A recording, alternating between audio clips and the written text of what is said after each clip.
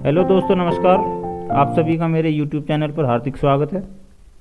I hope आप सभी की तैयारी बहुत अच्छे से चल रही होगी सीटेट परीक्षा की, और उसके कुछ दिन बाद टेट परीक्षा भी आने वाली है। तो दोस्तों, अपनी तैयारी को बेहतरीन तरीके से जारी रखिए। आज मैं आपके बीच में लेकर आया हूँ पर्यावरण के कुछ अति महत्वपूर्ण प्रश्न जो कई बार पूछे जा चुके हैं और आगे भी पूछे जाने की बहुत सारी संभावनाएं हैं। वेरी वेरी मोस्ट इम्पोर्टेंट प्रश्न है सभी। वीडियो को स्किप ना करना, पूरी ज़रूर देखना, बहुत अच्छे प्रश्न हैं। चलते हैं फटाफट प्रश्नों की तरफ।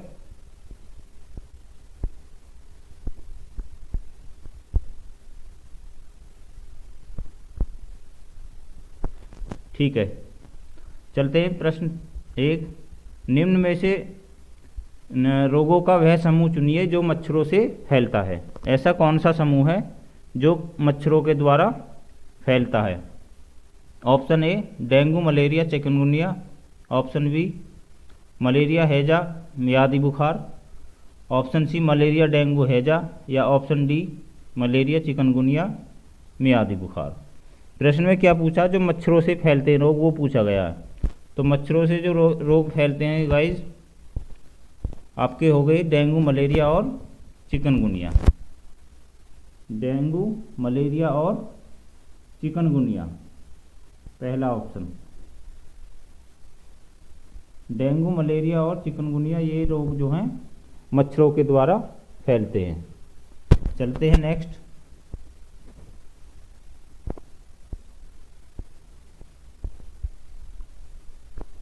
झील पर बर्फ जमने के बाद मछलियां जीवित रह लेती हैं, क्यों? जल का घनत्व कम होता है, झील के जल का घनत्व बर्फ से अधिक होता है, बर्फ का घनत्व अधिक होता है, या यह सभी? मछलियां क्यों जीवित रहती हैं? क्योंकि झील के जल का घनत्व बर्फ से अधिक होता है। बी ऑप्शन, बी ऑप्शन इसका राइट आंसर हो जाएगा। झील के जल का घनत्व बर्फ से अधिक होता है। ठीक है, चलते हैं नेक्स्ट।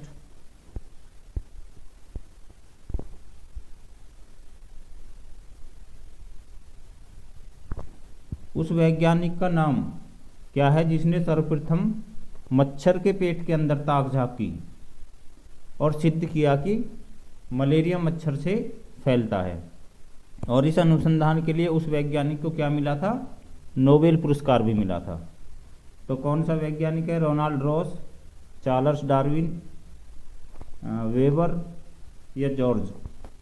तो गाइज, रोनाल्ड रॉस क्या था?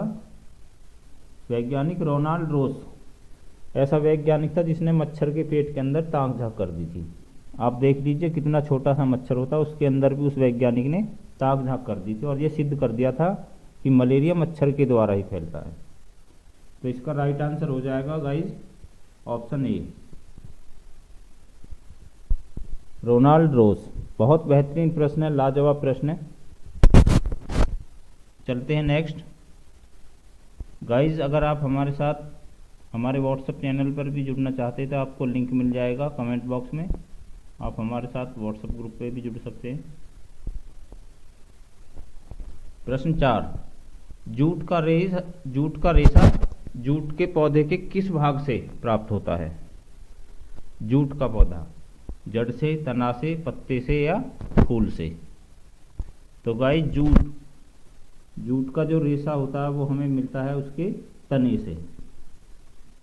बी ऑप्शन इसका राइट आंसर हो जाएगा, तना। जूट का पेड़ होता है, जो फसल उगाते हैं जो किसान भाई हमारे, वो जानते होंगे। जूट को कुछ जगह पे ढैंचा भी बोलते हैं, और उसको क्या करते हैं, हम पानी में डुबो देते हैं कुछ दिन के लिए, 10 से 15 दिन के लिए। उसके बाद वो फूल जाता है और उसके बाद उस लकड़ी से उसको तने से उसे ऊपर से उतार लिया जाता है। ठीक है, चलते हैं नेक्स्ट।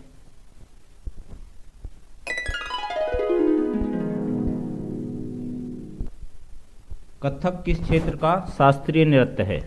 कथक के बारे में पूछा गया, कई बार पूछा जा चुका है ये प्रश्न। उत्तर भारत, केरल, आंध्र प्रदेश या तमिलनाडु? तो कत्थक जो है दोस्तों वो उत्तर भारत का शास्त्रीय नृत्य है। ए ऑप्शन इसका राइट आंसर हो जाएगा। कत्थक पूछा जा चुका है, कई बार पूछा जा चुका है ये प्रश्न, बहुत शानदार प्रश्न है। चलते हैं नेक्स्ट। एनपी और के का अर्थ है, एनपीके का अर्थ पूछा गया है इसमें। Nitrogen, phosphorus, potassium, nitrogen, phosphorus, calcium, nitrogen, potassium और cation content, nitrogen, phosphorus, campus. तो गाइज एनपीके की जो फुल फॉर्म या राइट आंसर होगा वो होगा आपका नाइट्रोजन, फास्फोरस और potassium, A option. Nitrogen, phosphorus और पोटेशियम एनपीके का अर्थ हो गया। चलते हैं हम नेक्स्ट। गाइस पेडागॉजी बहुत ज़्यादा आती है सी-टेट परीक्षा में, इसलिए पेडागॉजी पे अपना पूरा फोकस रखिए। प्रश्न 7, ये भी बहुत शानदार प्रश्न है। कांसा यानी कि जिसको ब्रांज भी कहते हैं, दो धातुओं का मिश्रण है। ये दो धातुएं कौन सी है ये पूछा गया है। तांबा और लोहा, तांबा और टिन, तांबा और जस्ता, या इनमें से कोई नहीं। तो कांसा और इसका राइट आंसर हो जाएगा गाइस तांबा और जस्ता, सी ऑप्शन। सी ऑप्शन इसका राइट आंसर हो जाएगा। चलते हैं नेक्स्ट प्रश्न की तरफ। ये प्रश्न भी कई बार पूछा जा चुका, बहुत शानदार प्रश्न है। ब्रेल लिपि, ब्रेल लिपि के बारे में नीचे दिए गए कथनों का अध्ययन कीजिए। ब्रेल को मोटे कागज पर बिंदुओं, जो उभरे हुए बिंदु होते हैं, बनाकर लिखा जाता है। यह लिपि 8 बिंदुओं पर आधारित है। बिंदुओं की पंक्तियाँ किसी नुकीले औजार से बनाई जाती हैं। इसे उभरे बिंदुओं पर हाथ फेरकर पढ़ा जाता है। तो नीचे ऑप्शन दे रखे हैं 1 3 4, 1 2 4, 2 3 4 या 1 2 3, कौन सा ऑप्शन सही है ये पूछा गया है। इसी टाइप के प्रश्न ज़्यादा आपको देखने को मिलेंगे सी-टेट परीक्षा के अंदर, ठीक है। तो देखिए ब्रेल लिपि के बारे में क्या है। ब्रेल लिपि जो दृष्टिबाधित बच्चे होते हैं उनके लिए ब्रेल लिपि से पढ़ाई की जाती है। अब इसमें पूछा गया कि कौन से कथन सही हैं।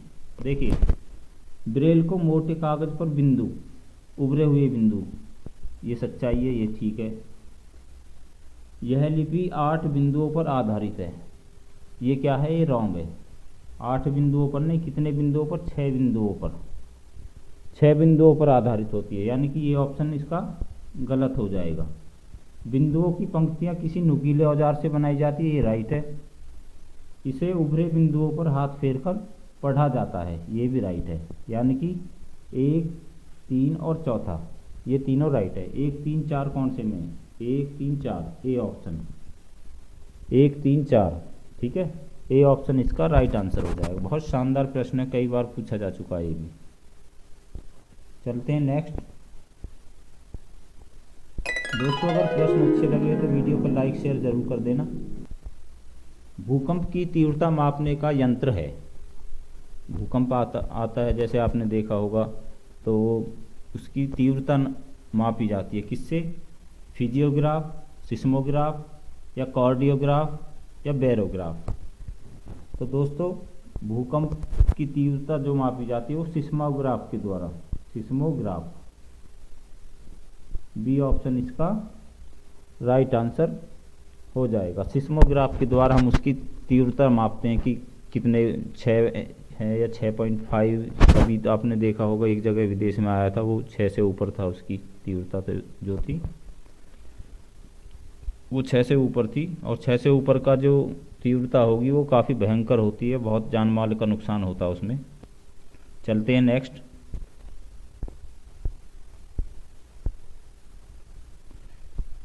बिहू भारत के किस राज्य का लोक नृत्य है। राजस्थान, तमिलनाडु, असम या उत्तर प्रदेश। देखिए बिहू जो है असम राज्य का लोक नृत्य है। सी ऑप्शन इसका राइट आंसर हो जाएगा। असम याद करने की एक ट्रिक ऐसे ही कुछ भी बना लीजिए आप, असम की बहू, इस तरह से आप याद कर सकते हैं, ठीक है ना। चलते हैं नेक्स्ट प्रश्न की तरफ। दही निर्माण हेतु कौन सा सूक्ष्मजीवी उत्तरदायी है? स्ट्रेप्टोकोकस, रेट्रोवायरस, एस्परजिलस या लैक्टोबैसिलस। तो गाइस इसमें इसका आंसर आपको ज़्यादातर पता होगा, lactobacillus, D option. D option इसका राइट आंसर होगा।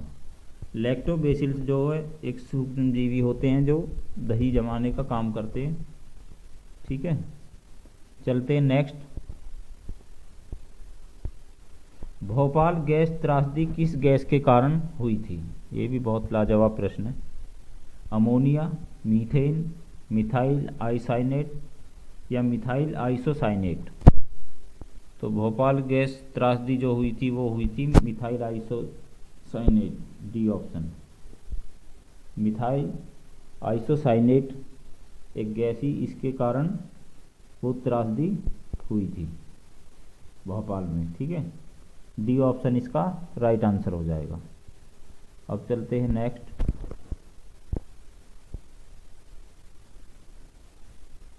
भारत की 8वीं अनुसूची में कितनी भाषाएं शामिल है? 24, 18, 22 या 21? तो दोस्तों 8वीं अनुसूची में 22 भाषाएं शामिल हैं। कितनी? 22 भाषाएं। सी ऑप्शन इसका राइट आंसर हो जाएगा। नेक्स्ट, ये भी प्रश्न बहुत अच्छा है। राष्ट्रपति द्वारा राज्यसभा में कितने सदस्यों को मनोनीत किया जाता है? 12, 18, 20 या 22? तो कितने सदस्यों को? 12 सदस्यों को राष्ट्रपति द्वारा, 12 सदस्यों को, ए ऑप्शन। ए ऑप्शन इसका राइट आंसर हो जाएगा। चलते हैं नेक्स्ट।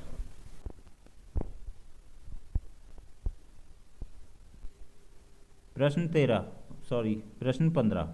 एलपीजी किसका संक्षिप्त रूप है?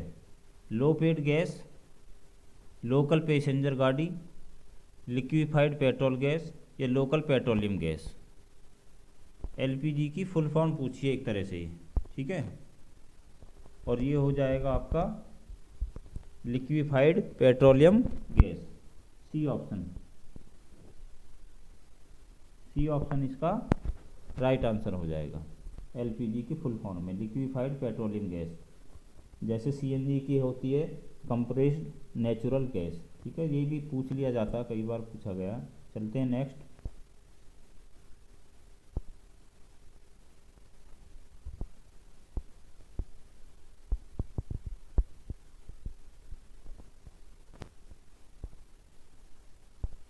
गणगौर का त्योहार मनाया जाता है, कब मनाया जाता है गणगौर का त्योहार?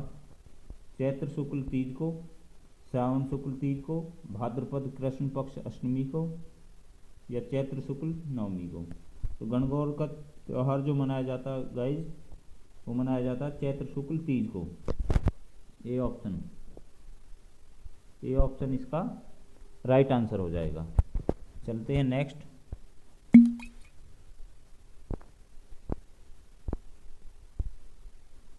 पर्यावरण दिवस कब मनाया जाता है? वेरी वेरी मोस्ट इम्पोर्टेंट प्रश्न है, कई बार पूछा जा चुका है, लगभग हर बार ही पूछा जाता है ये प्रश्न। 4 जून, 5 जून, 15 जून या 26 जून? तो गाइज पर्यावरण दिवस हम हर साल 5 जून को मनाते हैं। कब मनाते हैं? 5 जून को मनाते हैं। बहुत अच्छा प्रश्न है, कई बार पूछा जाता है। प्रश्न 18। वन्यजीव सप्ताह मनाया जाता है 1 अक्टूबर से 7 अक्टूबर तक, 15 अक्टूबर से 21 अक्टूबर तक, 1 जून से 7 जून तक, 15 जून से 21 जून तक? तो वन्यजीव सप्ताह जो मनाया जाता है दोस्तों, वो मनाया जाता है 1 अक्टूबर से 7 अक्टूबर, ए ऑप्शन। ए ऑप्शन इसका राइट आंसर हो जाएगा। वन्यजीव सप्ताह 1 अक्टूबर से 7 अक्टूबर तक मनाया जाता है। बहुत शानदार प्रश्न है। चलते हैं नेक्स्ट।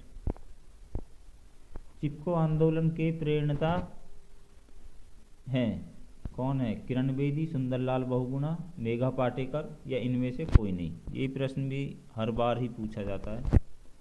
चिपको आंदोलन का सुंदरलाल बहुगुणा, ठीक है, सुंदरलाल बहुगुणा चिपको आंदोलन के प्रणेता है। चलते हैं प्रश्न 20 की तरफ। पौधे और जंतुओं की संकटग्रस्त प्रजातियों को प्रदर्शित करने के लिए IUCN ने कौन सी पुस्तक तैयार की थी? श्वेत डाटा बुक, नील data book, red data book या इनमें से कोई नहीं। तो IUCN ने जो संकटग्रस्त प्रजातियों के लिए की थी वो की थी रेड डाटा बुक की, रेड डाटा बुक, संकटग्रस्त प्रजातियों के लिए, ठीक है, रेड डाटा बुक। चलते हैं नेक्स्ट। बिश्नोई संप्रदाय स्थापित किया था, किसने किया था? BR अम्बेडकर ने, गुरु जम्बेश्वर, भजनलाल या जोधपुर के राजा। तो बिश्नोई संप्रदाय की स्थापना जो की थी वो की थी, किसने की थी? गुरु जम्बेश्वर। बी ऑप्शन इसका राइट आंसर हो जाएगा। अब चलते हैं नेक्स्ट। प्रोजेक्ट टाइगर कब लागू हुआ? ये प्रश्न भी हर परीक्षा में लगभग पूछा ही जाता है। 2011, 1970, 1973 या 2007। तो प्रोजेक्ट टाइगर कब लागू हुआ था? 1973। सी ऑप्शन राइट आंसर हो जाएगा। अब चलते हैं नेक्स्ट। गाइस, अगर आप हमारे चैनल पे पहली बार देख रहे हैं वीडियो को तो चैनल को सब्सक्राइब भी कर लीजिए। वीडियो अच्छी लग रही हो तो लाइक कीजिए और शेयर करना न भूलें। प्रश्न 23, इंद्रधनुष के रंगों का क्रम क्या होता है? ऑप्शन ए बैंगनी, नीला, हरा, पीला, नारंगी, नील जामुनी, लाल। ऑप्शन बी बैंगनी, लाल, नीला जामुनी, नील जामुनी, नीला, हरा, पीला, नारंगी। ऑप्शन सी बैंगनी, नील जामुनी, पीला, नारंगी, लाल, नीला, हरा। और लास्ट ऑप्शन है बैंगनी, नील जामुनी, नीला, हरा, पीला, नारंगी, लाल। तो गाइस, इंद्रधनुष का जो रंग है वो 7 रंगों से मिलकर बना हुआ है, आप सबको मालूम होगा। इसका जो राइट आंसर हो जाएगा वो आपका हो जाएगा नीला। बैंगनी कहाँ? बैंगनी, बैंगनी और आपका देखिए, इसकी एक मैं ट्रिक भी आपको बताऊंगा अभी। बैंगनी, नीला, बैंगनी, नीला। इसमें सबसे एक बेहतरीन ट्रिक मैं आपको बता रहा हूँ जिसे आप बिल्कुल भी कंफ्यूज नहीं होंगे। इसमें सबसे बीच में देखिए 7 रंगों से मिलकर बना होता है। 3 रंग इधर होते हैं, 3 इधर, और बीच में जिस भी ऑप्शन में बीच में आपको क्या लिखा दिख जाए? हरा। कौन सा? हरा। वही इसका राइट आंसर होगा। हरा कौन से मारा? देखिए, जैसे कि ये है हरा, इस तरह से आप समझिए। 3 कलर इधर है, पीला, नारंगी, लाल, और बैंगनी, नील जामुनी, नीला। इसमें आ रहा है बीचम बीच। और दूसरा ऑप्शन देखिए, बैंगनी, नीला, नील जामुनी, पीला, और उसके बाद क्या आ रहा? नारंगी। इसका मतलब ये नहीं होगा, इसमें हरा साइड में आ रहा है, ये तो बिल्कुल नहीं है, कट कर दिया। अब ऑप्शन बी देखिए, बैंगनी, लाल, नील जामुनी और फिर नीला आ रहा है, इसका मतलब ये भी नहीं है। बैंगनी, नीला, हरा तीसरे पे आ रहा है, इसका मतलब ये भी नहीं है। जिस ऑप्शन में बीचम बीच यानी कि 3 इधर और 3 इधर छोड़ दो, बीच में अगर हरा आ रहा, इसका मतलब कि वही ऑप्शन इसका राइट आंसर हो जाएगा। तो ये देखिए, इसमें बीच में क्या है? ये देखिए हरा आ रहा है, इसके दोनों तरफ 3 है, दोनों तरफ 3 कलर हैं, इसमें क्या आ रहा बीच में, इसमें नारंगी आ रहा है, इसका मतलब ये नहीं है। इसमें क्या नीला आ रहा है, इसका मतलब ये भी नहीं है।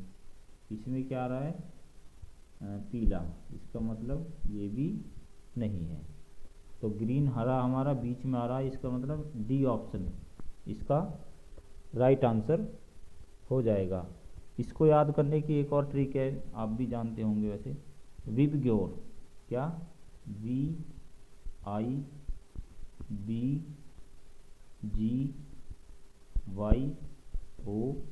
VIBGYOR। अब देखिए इसमें बीच में क्या आ रहा है जी, यानी कि ग्रीन आ रहा है।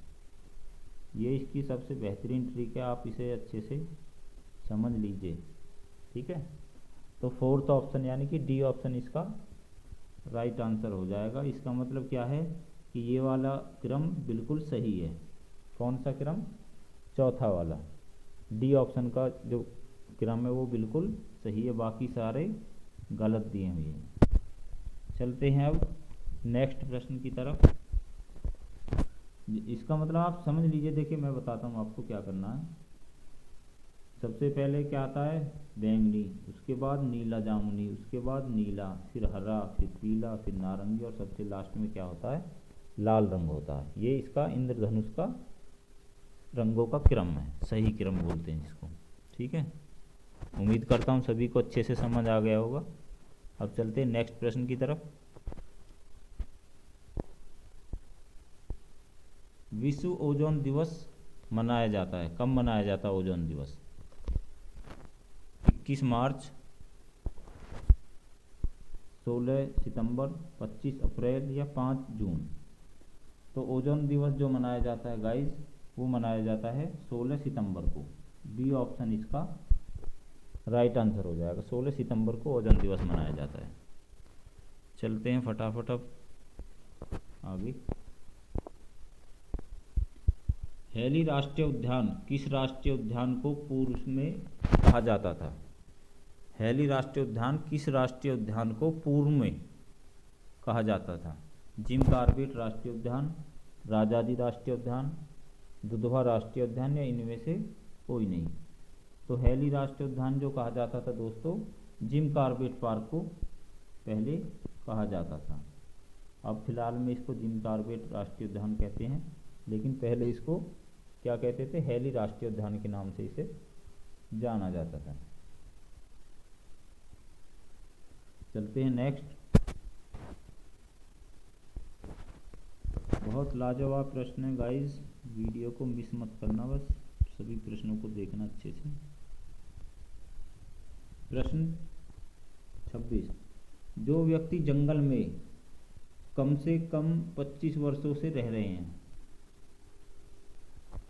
उसका उस जंगल भूमि पर और उसमें पैदा होने वाली वस्तुओं पर अधिकार है। यह जनादेश किसके द्वारा दिया गया?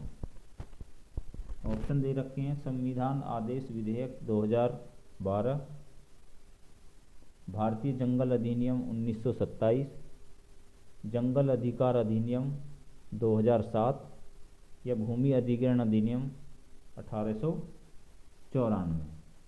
तो गाइस, भारतीय जंगल अधिनियम 1927 के तहत, भारतीय जंगल अधिनियम 1927 के तहत ये जनादेश दिया गया था, ठीक है। बी ऑप्शन इसका राइट आंसर हो जाएगा। अब चलते हैं नेक्स्ट। ओजोन परत की मोटाई नापने की इकाई पूछी गई है प्रश्न में। डेसिबल से ओजोन परत की जो मोटाई है वो हम डेसिबल में मापते हैं, या पास्कल में, या डॉप्सन से, या वेबर। तो ओजोन परत की मोटाई मापने की जो इकाई होती है वो होती है कौन सी? डॉप्सन इकाई। कौन सी होगी? डॉप्सन इकाई। सी ऑप्शन, सी ऑप्शन इसका राइट आंसर हो जाएगा। चलते हैं प्रश्न 28 की तरफ। गाइस, जितनी मेहनत कर जाओ जो अब की बार में आपका बेड़ा पार हो जाए, आगे को आपको मेहनत ही ना करनी पड़े, ठीक है ना। इतनी मेहनत कर जानी है, जी तोड़ मेहनत कहते हैं जिसे। प्रश्न 28, बेसिक शिक्षा के लिए सर्वप्रथम किसने आंदोलन छेड़ा था? महात्मा गांधी, जवाहरलाल नेहरू, मदन मोहन मालवीय या एनी बेसेंट। तो देखिए, बेसिक शिक्षा के लिए सर्वप्रथम जो आंदोलन छेड़ा था वो छेड़ा था महात्मा गांधी ने। ए ऑप्शन इसका राइट आंसर हो जाएगा। चलते हैं अब नेक्स्ट। बच्चों की अधिगम तीव्रता पर सर्वाधिक प्रभाव किसका पड़ता है? मानसिक स्थिति का, बौद्धिक स्तर का, इच्छा का या प्रेरणा का? तो दोस्तों, सर्वाधिक प्रभाव जो पड़ता है वो पड़ता है प्रेरणा का। इसका प्रेरणा, मोटिवेशन एकदम। डी ऑप्शन इसका राइट आंसर हो जाएगा। चलते हैं प्रश्न 30 की तरफ, और ये आज की इस वीडियो का अंतिम प्रश्न है। प्रश्न 30, राष्ट्रीय पाठ्यचर्या की रूपरेखा वर्ष 2005 के अनुसार निम्नलिखित में से कौन सी एक पर्यावरण अध्ययन की विषय वस्तु यानी कि थीम है? क्या पूछा गया है प्रश्न में? एनसीएफ 2005 के अनुसार कौन एक पर्यावरण अध्ययन की विषय वस्तु यानी कि थीम है? इनमें से एक है, तीन नहीं है, ये पूछा गया। भोजन, सौरमंडल, मौसम या ऊर्जा? देखिए, ऊर्जा नहीं है, मौसम नहीं है, सौरमंडल नहीं है, क्या है? भोजन। जो एनसीएफ ने 6 थीम दी थी, आपको मालूम भी होगा, नहीं है तो आप नोट डाउन भी कर सकते हैं। 6 थीम थी, कौन सी? भोजन, पानी और आपका आवास, यात्रा, परिवार और मित्र। ये 6 थीम थी। ये प्रश्न भी पूछा जाता है, बहुत मोस्ट इम्पोर्टेंट प्रश्न है। 6 थीम कौन सी थी? भोजन, पानी, आवास, यात्रा और आपका परिवार व मित्र। ठीक है, ये 6 थीम थी, बहुत इम्पोर्टेंट प्रश्न है। और अगर उप थीम पूछ ले तो उप थीम कितनी थी? 4 थी। ठीक है, नोट डाउन कर लेना। तो गाइज, आज की वीडियो के प्रश्न खत्म हो चुके हैं। उम्मीद करता हूँ आपको ये प्रश्न अच्छे लगे होंगे। कमेंट बॉक्स में कमेंट करके बताइए और वीडियो लाइक शेयर ज़रूर करना। और अगर प्रश्न वाकई आपको अच्छे लगे हो तो चैनल को सब्सक्राइब करके जाना। ठीक है गाइज, मिलते हैं नई वीडियो में नए प्रश्नों के साथ। तब तक के लिए नमस्कार, राम राम।